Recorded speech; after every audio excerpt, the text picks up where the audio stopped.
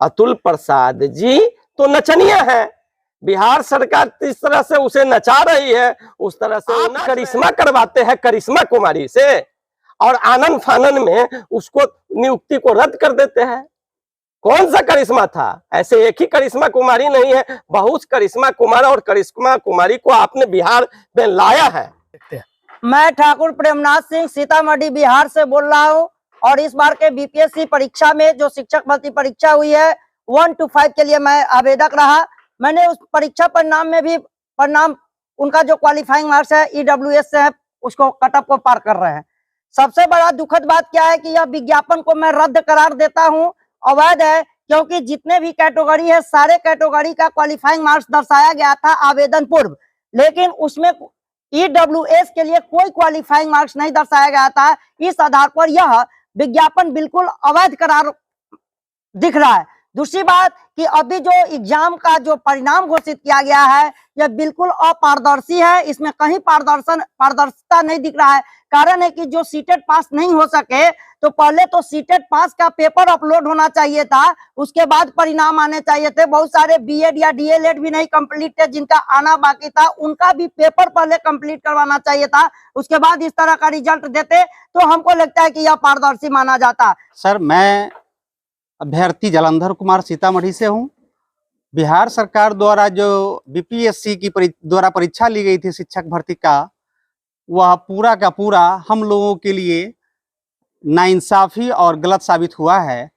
कई कारणों से इसमें कहीं भी पारदर्शिता का कोई दूर दूर तक दिखाई नहीं दे रहा है। जहां जिस पॉइंट पर जाइए सभी जगह कहीं न कहीं गोलमोल नीति का दिखाई दिया जा रहा है। हम लोग 55 नंबर लाकर भी कैसे हम लोग छठे कैसे नहीं छठे, इसकी कोई जानकारी हम लोग को प्राप्त नहीं हो रही है। जो भी सूची जारी की जा रही है उसमें प्रश्न चिन्ह उठ जाता है।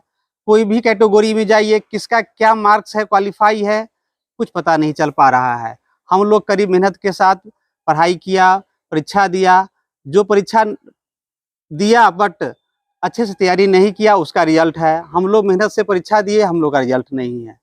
हम बिहार सरकार द्वारा इस शिक्षक बहाली परीक्षा को रद्द करने का मांग करता हूं कि परीक्षा को रद्द करके एक नई परीक्षा फिर लिया जाए। नहीं, यह पूरी जो चयन प्रक्रिया है वही दोषपूर्ण है। आरोप तो लगेंगे, आप गलत कीजिएगा तो आपको जवाब देने होंगे।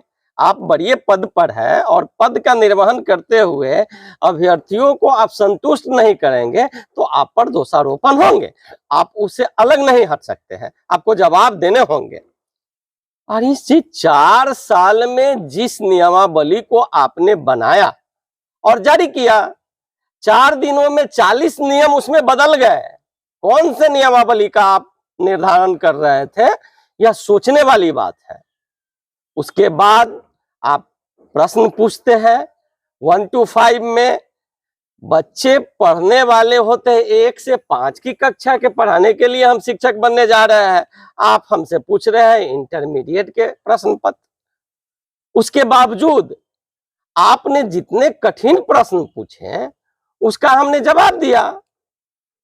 दूसरी बात, आप समानता के अधिकार, महिला पुरुष एक समान, हमसे पुरुष से अत्यधिक कठिन प्रश्न वहीं महिलाओं से सुलभ और सरल प्रश्न पूछे गए। दोषपूर्ण परीक्षाएं हुई, कहीं किसी सेंटर पर सीरियल नंबर वाइज सभी अभ्यर्थी उत्तीर्ण हैं, ऐसा संभव ही नहीं है। उंगली तो वहीं से उठती है। आप मनी फॉर जॉब करते हैं, आप पैसे की उगाही कर रहे हैं, यह स्पष्ट झलक रहा है। अतुल प्रसाद जी तो नचनिया है। बिहार सरकार जिस तरह से उसे नचा रही है उस तरह से वो नाच रहे हैं। अलबला गए हैं दोनों बुढ़े बाबा। समझिए, समझदारी में आइए। अगर नहीं संभलता है तो पद को छोड़कर हट जाइए। आप करिश्मा करवाते हैं करिश्मा कुमारी से और आनन फानन में उसको नियुक्ति को रद्द कर देते हैं। कौन सा करिश्मा था? ऐसे एक ही करिश्मा कुमारी नहीं है, बहुत करिश्मा कुमार और करिश्मा कुमारी को आपने बिहार में लाया है। क्या वजह है? बिहार के बच्चों की संख्या कम और अन्य राज्यों के अभ्यर्थियों की संख्या बहुत अधिक। आपके कथनी और करनी में फर्क है। आप कहते हैं 20,000, धरातल पर 80% अन्य राज्यों के अभ्यर्थी नियुक्ति पत्र ले रहे हैं, अपना योगदान कर रहे हैं। क्या वजह है? आप स्पष्ट क्यों नहीं बताते हैं? कहीं ना कहीं आपकी सारी व्यवस्था दोषपूर्ण है।